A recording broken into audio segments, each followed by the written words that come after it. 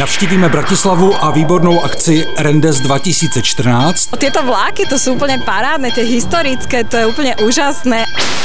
Provedeme vás největší výstavou modelů a modelových kolejišť. A budete zírat na levné železniční taxi v Manile. Třetí dodaný ČD Railjet, malá měřící drezína, anebo také modrý krokodil, tedy měřící vůz ETCS. Jestli pak víš, Lucie, co tyto termíny spojuje? A víš co, já se tě zeptám proti otázkou. Jestli pak víš, co znamenají 3 vykřičníky? Teď se přiznám, trošku tápu, ale ty mi to určitě prozradíš. No to je přece notoricky známé logo Ostravy. Jo, však jsme vlastně natáčeli Czech Rail Days 2014 v Ostravě a tam jsme se potkali s řadou vás, příznivců pořadu Pozor vlak. Se kterými jsme se například fotili, oni nám dávali různé náměty, jak vylepšit náš pořad a tak dále a tak dále. Ostatně pojďte se s námi podívat na první reportáž.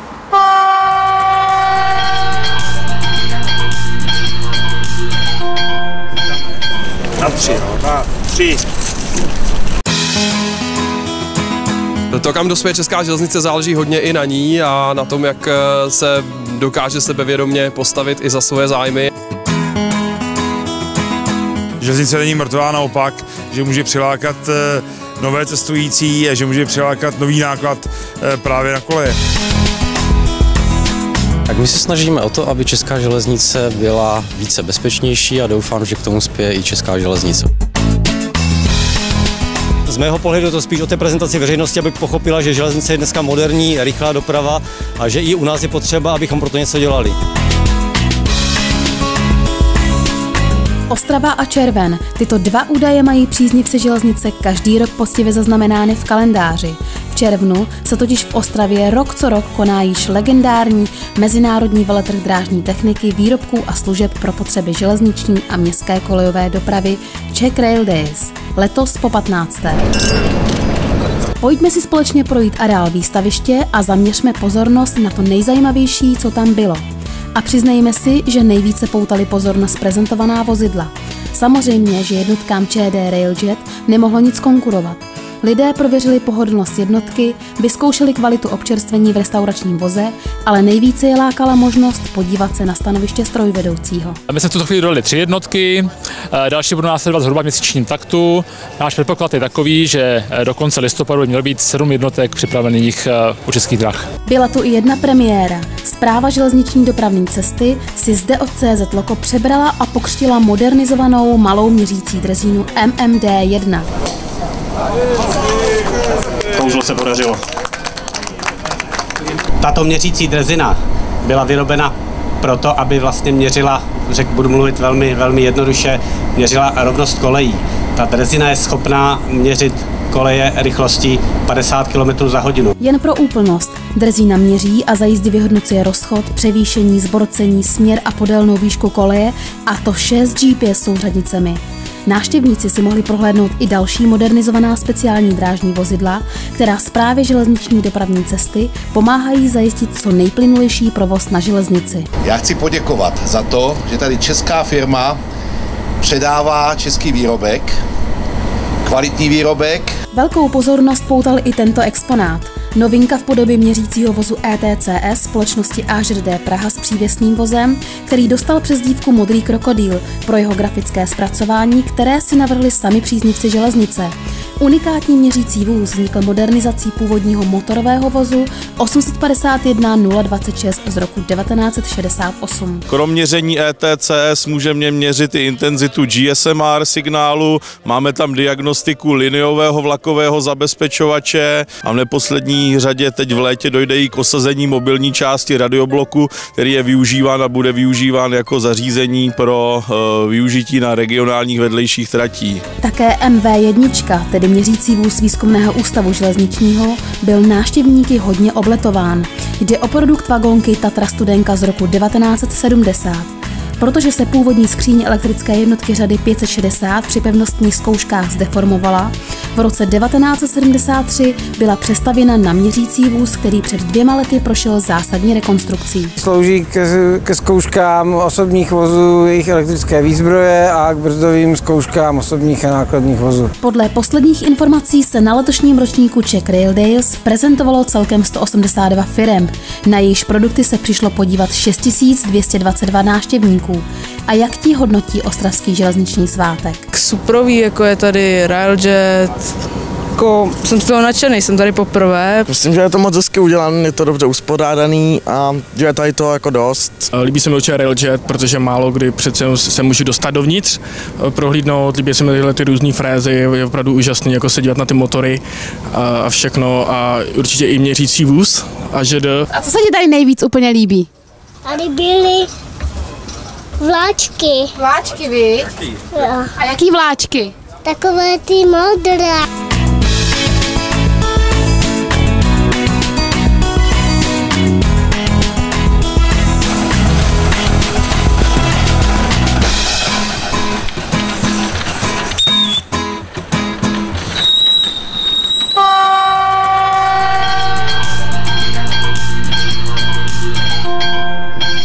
Na úvod skvělá zpráva. Podle Ministerstva dopravy cestujících na železnici během prvního čtvrtletí přibylo. Celkem bylo připraveno v tomto období 42,7 milionů osob, což je meziroční nárůst o 1,5%. Nejlepším rokem, co se týče nárůstu počtu cestujících, zažila železnice v roce 2012, kdy ministerstvo hlásilo nárůst 8%. Podle zpravodajského webu E15 se na Šumavě chystá velký souboj železničních dopravců. Jihočeský kraj chce totiž v nejbližších dnech vypsat soutěž na 3 pošumavské lokálky. Zájem mají už všechny zavedené železniční společnosti. Odhadovaná hodnota dotace na 15 let je 2,4 miliardy korun s tím, že by takto vysoutěžený dopravce vyjel nejdříve v prosinci 2016. A teď jedna žaloba. Tu na České dráhy podal soukromý dopravce Leo Express a RegioJet se připojí. Obě soukromé společnosti požadují po národním dopravci náhradu milionových škod za to, že České dráhy na lince mezi Prahou a Ostravou po nástupu konkurence prudce snížily ceny. České dráhy už několikrát prohlásily, že postupují v souladu se zákonem a věří, že ke stejnému závěru dospějí i kompetentní úřady.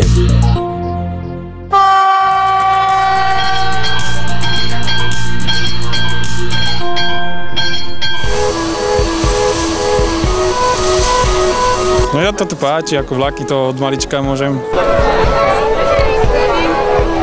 No to dobré, akože dobrá akcia.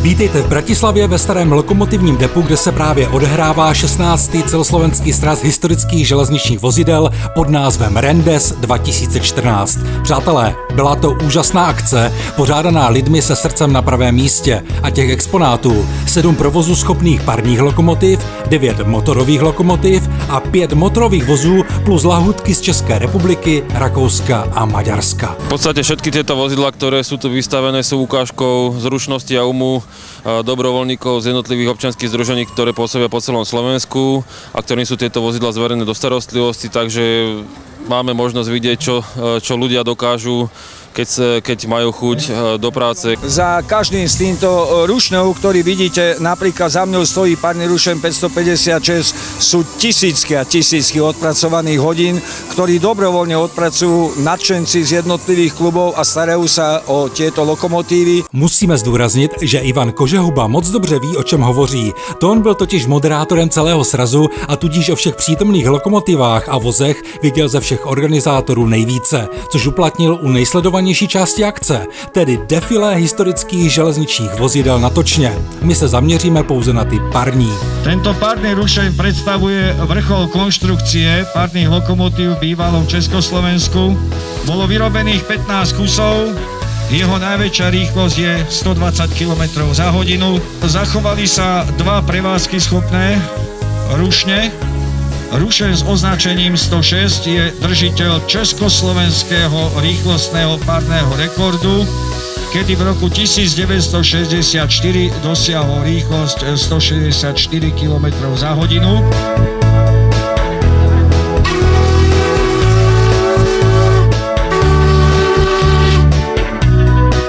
Najväčšia rýchlosť tejto lokomotívy je 100 km za hodinu, pohon zabezpečuje trojválcový párny stroj, rozvod typu Heusinger, mechanický príkladač paliva.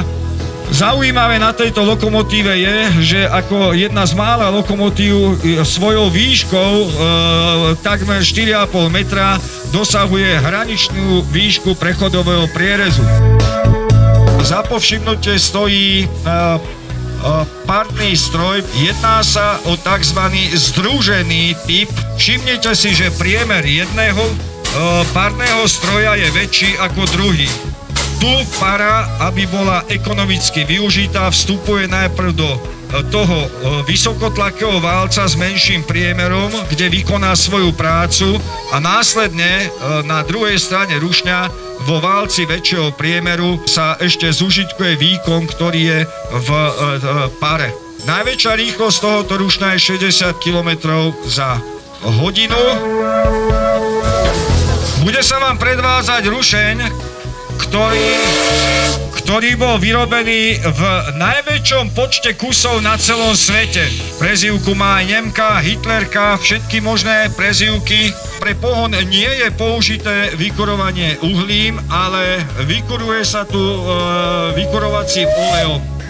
Najväčšia rýchlosť 80 km za hodinu. Ďalšia legenda bývalých československých štátnych dráh. Bolo vyrobených celkovo 510 kusov. Pohon zabezpečuje dvojválcový párny stroj. Tento rušeň patrí medzi najvýkonnejšie párne lokomotívy. Bez problémov dokázal odviesť záťaž aj 5000 tón. Najväčšia rýchlosť 80 km za hodinu. Budeme vám predvádzať novo sprevádzkovaný párny rušeň. Jedná sa o ozubnicový rušeň. Tieto rušne boli vyrábané niekde okolo roku 1896 pre potreby ozubnicových tratí v Sedmihradsku v bývalej rakúsko-uhorskej monarchii. Tento rušeň bol dovezený ako šrot z Rumunska. Na to si uchádza malý výček. Najväčšia rýchlosť lokomotívy je 50 km za hodinu. Pre pohon je použitý dvojválcový združený párny stroj. Súčasne s tou lokomotívou predvádzame štvornápravový nákladný vozeň s koznými ložiskami. Tu už vchádza na točňu párny rušeň 464, známy pod názvom Ušatá. Tento typ párneho rušňa vyrábala lokomotívka ČKD Praha. Bolo vyrobených 86 kusov tohoto typu párneho rušňa s najväčšou rýchlosťou 90 km za hodinu. Pohon zabezpečuje dvojválcový párny stroj. Toto už je ďalšia legenda. Jedná sa o prvý typ lokomotívy vyrobenej po druhej svetovej vojne. Bol to rušeň, ktorý vychádzal ako prvý so zabudovaným mechanickým prikladačom paliva. Jeho najväčšia rýchlosť je 100 km za hodinu, priemer kolies 1750 mm, pohon zabezpečuje dvojválcový párny stroj.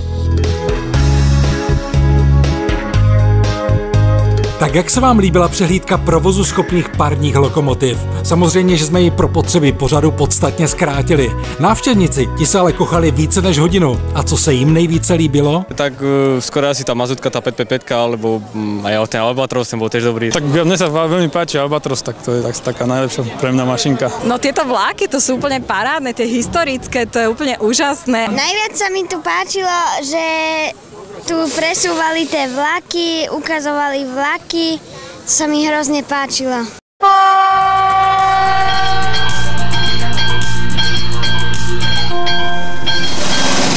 Zdravím vás. Asi si říkáte, proč sedím ve vláčku, a já vám to ráda prozradím. Nacházíme se na největší výstavě železničních modelů a modelových kolejí v České republice, které pořádá Sdružení železničních modelářů v Pečkách.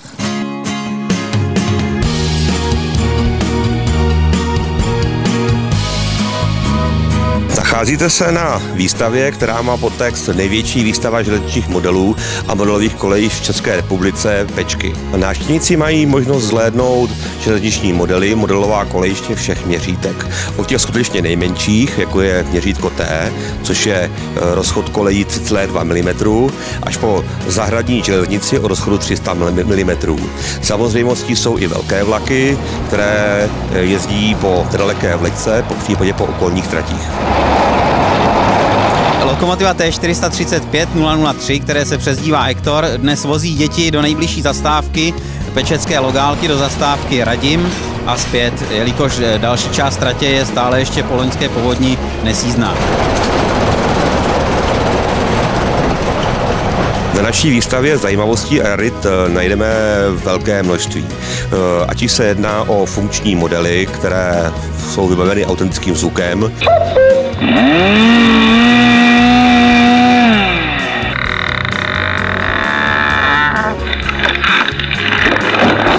po případě autíčka, která jezdí po silnici jako v reálu, dávají si navzájem přednost.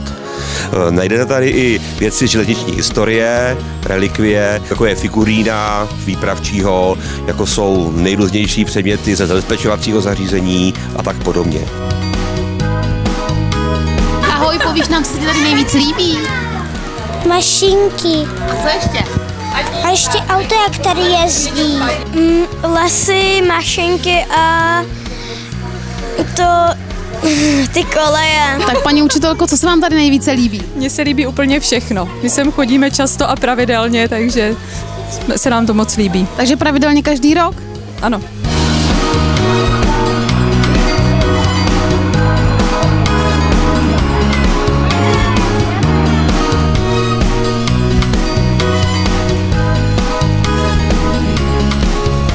Výstava se nachází na zhruba 2,5 tisíce metrů čtverečních plochy, z toho modelová kolejiště zabírají plochu zhruba 1200 metrů čtverečních.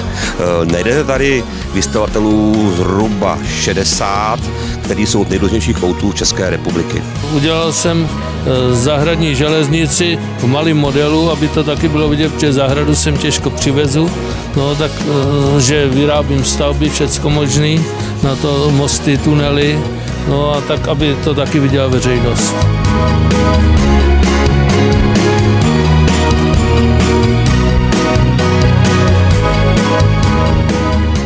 Jsem členem klubu Jaroměřské moduly a stavíme modulovou železnici.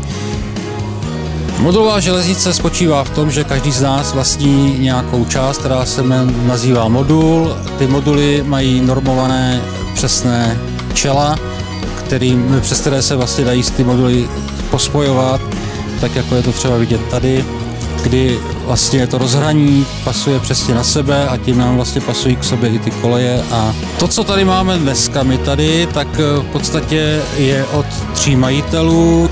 My tady dneska představujeme kus tratě, který reálně existuje v Jaroměři.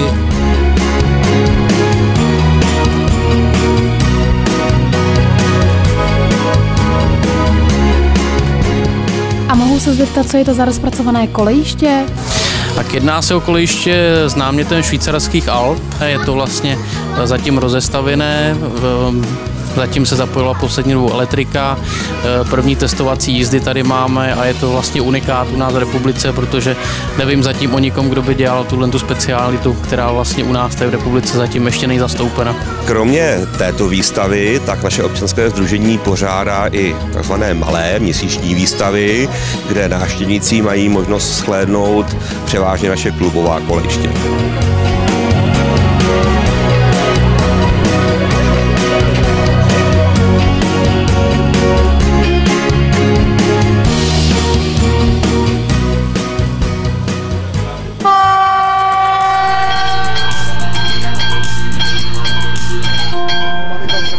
Petr Šlegr, expert na železniční dopravu, dnes přijal pozvání do rubriky 2+30. Dozvíme se, co jej těší i trápí na české železnici. A protože se pozitivní lépe tráví, začneme právě zde. Na české železnici je fajn, že zejména příměstská doprava se velmi rozvíjí a počet přepravených cestujících roste. A co naopak trápí Petra Šlegra? Na české železnici se mi nelíbí, že stále se při plánování její budoucnosti uvažuje příliš při zdi, že se všichni smířili s tím, že železnice je takovým okrajovým odvětvím, místo toho, aby byla opět v budoucnu tou páteří dopravního systému. To znamená, abychom připravovali kapacitní infrastrukturní stavby, abychom počítali s tím, že objem dopravy, počet vlaků bude růst a podle toho k tomu přizpůsobovali ta opatření. Na závěr, jako už tradičně, má náš host vymezeno přesně 30 sekund, aby telegraficky vzkázal cokoliv na téma železnice. Česká železnice potřebuje lepší koncepci, která řekne, co musíme udělat, aby například spojení mezi všemi krajskými městy bylo konkurenceschopné nejenom autobusu, ale hlavně automobilu. Potřebujeme opatření, abychom dostali nákladní dopravu ze silnic na železnici. Potřebujeme tarifní integraci, aby bylo snadné kombinovat vlak, MHD, autobusy a tak dále.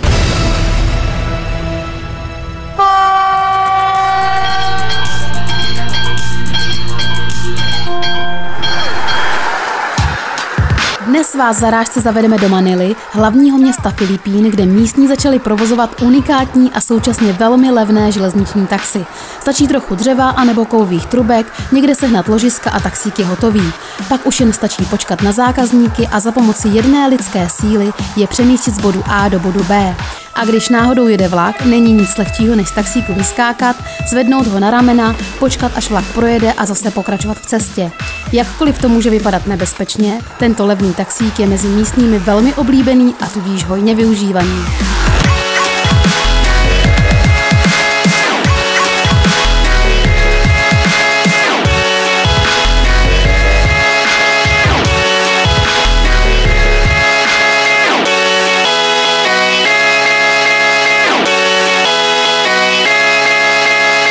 Jako na rovinu vypadá žutáně. No to víš, už toho mám dost. Přemýšlím pořád, jestli pojedeme tím vlakem nebo taxikem. Já bych počkal na ten manelský taxík, to bylo výborné vozidlo. No vidíš, to je dobrý nápad, určitě. Ale víte co, já vám položím nejdřív otázku. Soutěžíme o 3 trika a jestli víte, kolik lidí navštívilo Czech Rail Days? Pokud to víte, tak nám to napište na mail pozorvlak@az.cz, tam už nemáme čas, nám to jede, jo? Tak čau, čau. Čau, čau. No ty jedeš. Na rovinu vypadá žutáně. Počkej, teď co musím s vámi. Nevím, na co jsem myslela. Ty jako... Ještě to nám pustím si, tak mi to povíš a řekneš, no nejvíce mi tady líbí, jo? Koukej na pána. Ahoj, představí se nám. Ano, ahoj, jsem Krištof Holak a nejvíce mi tady líbí, že tady moje máma pracuje v občerstvení. No ty, to je krásný. A co ještě mašinky nějaký, líbí se ti tady? Koukej na pána. Jo, a že tady ještě je můj brácha modelář. Tak, to je skvělý, díky moc, ahoj.